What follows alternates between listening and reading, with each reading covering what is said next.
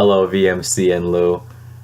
So, today I'm going to be talking about and analyzing a form of media that I'm assuming that most of you are familiar with, considering that this form of media is an international success for the past decade and a half or so now. And this piece of media is SpongeBob SquarePants. Now, you might be wondering, what is there to analyze in SpongeBob SquarePants? SpongeBob SquarePants is it comes off as merely a child's show that doesn't have that much meaning behind it. It revolves around a lot of slapstick humor and very childish, low quality humor in general. But the reason SpongeBob SquarePants as a TV show was able to attain the success that it was able to attain throughout the years is largely due to the way that early season episodes were structured and the way they were written. Now, it's widely known among SpongeBob fans, SpongeBob diehard fans like myself, that the writers for SpongeBob SquarePants slowly started to change around season 4, around season 3, meaning this is around 2003 or 4. Now, before this time period, SpongeBob SquarePants was a show known as the show that the kids could enjoy, but the show that the adults could also, if they decided to nitpick, could find things that they would also find either humorous or entertaining. Now, what that means is, what I'm trying to say here is that the way that the SpongeBob SquarePants writers wrote the episodes is made so that the humor is it's directed at children. However, there are hidden meanings and social messages in many of these episodes that can cater to adults. Now, one of these episodes is Squirrel Jokes. It came out in 2003 in season 2. It's episode 3, and Squirrel Jokes is a very clear. It's very clearly a little bit different from a regular SpongeBob SquarePants episode in the sense that, well, I'll describe it. So what I'll be doing in this video is I will be playing clips from Squirrel Jokes, the episode, and I'll be giving a direct analysis based on what's happening in the scenes, what I think is going on, what I think that the writers are trying to put forward to their audience. And at the end, I'll be summarizing everything and trying to show what the writers were trying to do as a whole. So let's get on to the first scene for Squirrel Jokes. Now, before I get into the first scene, the synopsis for the episode is that SpongeBob SquarePants, who works at the Krusty Krab, has been hired to be a stand-up comedian at the Krusty Krab's new comedy show. Now, what happens in the following episode is rather interesting to watch that I myself didn't catch as a child, but have seen now, seeing the episode now, can see that there's a very clear and interesting and intriguing message behind it. So let's get on with the first clip. Would SpongeBob make a witty observation?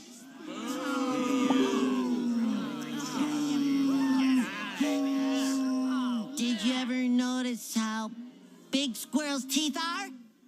That's true. Huh? I mean, hey, you could land a plane on those things. And what's up with that squirrel fur? I guess fleas need a home too, huh? Squirrel fur! And they smell. But hey, you'd stink too if you spent 3 months buried in dirt.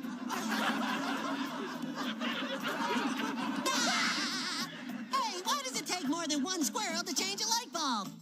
Why? Because they're so darn stupid.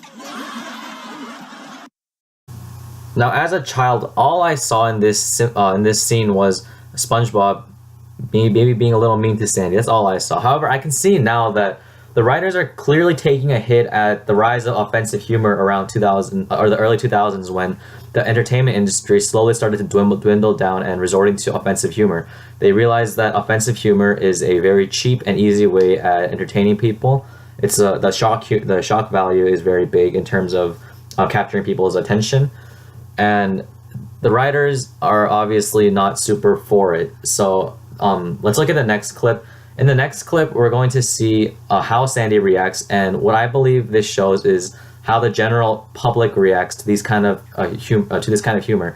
Not necessarily the general public, but the people that this type of humor is being aimed at. So let's take a look at the next clip. Mops. What's up with those things? I mean, really? Oh, hey, Sandy. Howdy, SpongeBob. Did you like the show? Well, actually, SpongeBob, no. The Those jokes are hurtful, and you know it.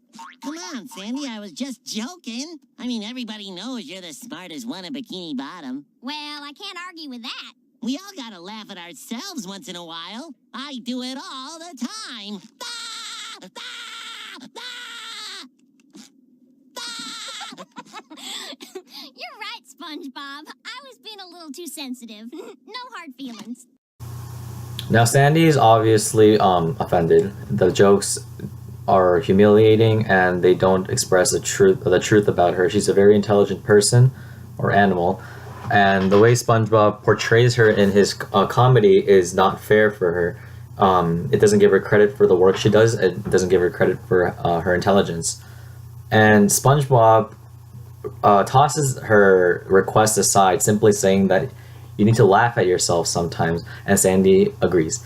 Now, what happens in the following scenes that I'm not going to show because I don't think they're as important is that as Sandy roams the Bikini Bottom, people start treating her completely differently. They start calling her stupid. They start making sure that their kids can't come near her, claiming that they're going to catch the stupid from her, which doesn't make any sense. And she's obviously very ticked off, and later on she visits SpongeBob once again and asks him to please lay off of the squirrel jokes. Now, the very next comedy show that SpongeBob hosts, this is what happens in the following scene. So let's take a look at that too. I guess you heard that one. I haven't heard it. Good one, SpongeBob. Thank you, you're too kind.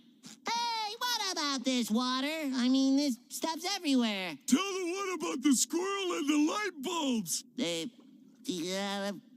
what about this thing? Huh? Get on with the squirrel jokes! Squirrel jokes! Squirrel jokes! Squirrel jokes! Squirrel jokes! Squirrel jokes! Squirrel jokes! What do I do? What do I do? SpongeBob, you've got a choice to make. Your friends or your career. Squirrel jokes!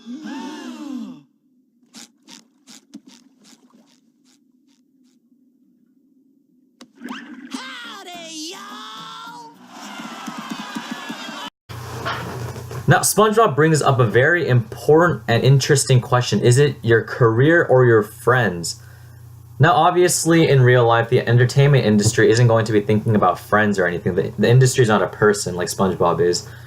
But the fact that SpongeBob decided to so shallowly just convert over and just decide that his career and entertaining people was more important than how his friend felt, or the request that his friend had asked for before, it's a very clear sign at what the writers are trying to portray the entertainment industry as. They're trying to show that in the early 2000s and even as of now, the entertainment industry is relying on this offensive humor and isn't stopping regardless of what people say, because people are reacting the way they want them to.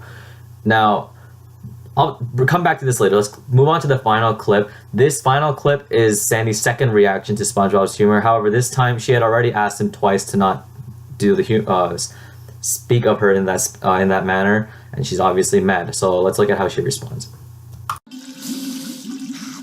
I'm glad that Sandy can finally see the genius in my comedy. Good morning, Sandy. Well, howdy! Sandy, are you feeling all right? I'm just being my own naturally squirrely self. Well, come on in. Y'all must be tired from telling them funny jokes all the time. Why don't you take a load off?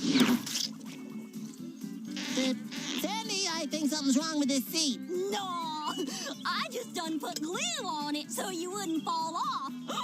Are them flowers for me? You even done got me a vase. Sandy, that's not a... Ain't that pretty? Sandy, I need more! Oh, that's right. You's a sea critter.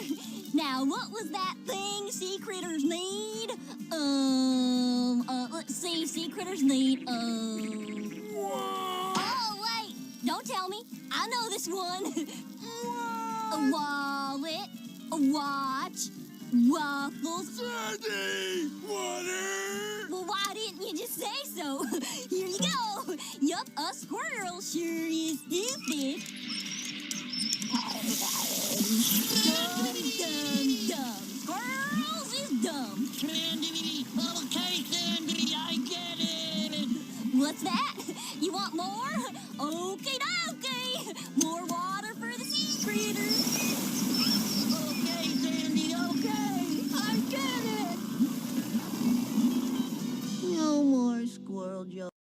Now, in this scene, Sandy over dramatically portrays herself in the light that SpongeBob has been portraying her in the past couple of days with the comedy show.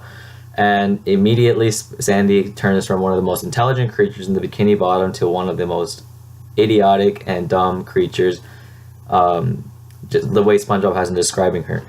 Now, SpongeBob is obviously very shocked at this fact because his humor was supposed to not actually be true, but even though he was portraying it as if it were the truth, and even though people were taking it in as if it were the truth, the moment SpongeBob saw what he was saying to actually be in person in front of him, he got shocked and he claimed he would stop the humor, and that's what happened. He stopped the humor and he found new material to rely on, and in the end, everyone's happy and everyone's happy and friends again.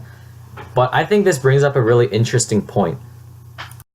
As I was watching this episode a couple times for this project, I realized that the writers have a very clear message in this episode. They obviously are taking a hit at the entertainment industry, which is symbolized through SpongeBob SquarePants in the comedy show.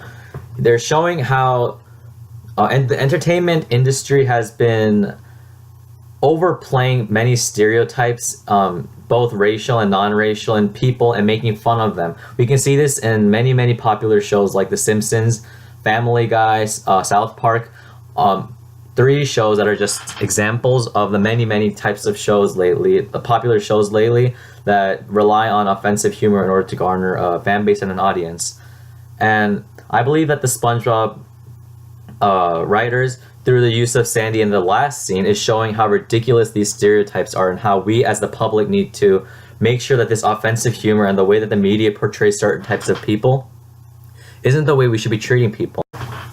Overall, I think that the SpongeBob writers for this episode did a very good job in showing the flaws of the entertainment industry of back then, and which still carried on into today's industry.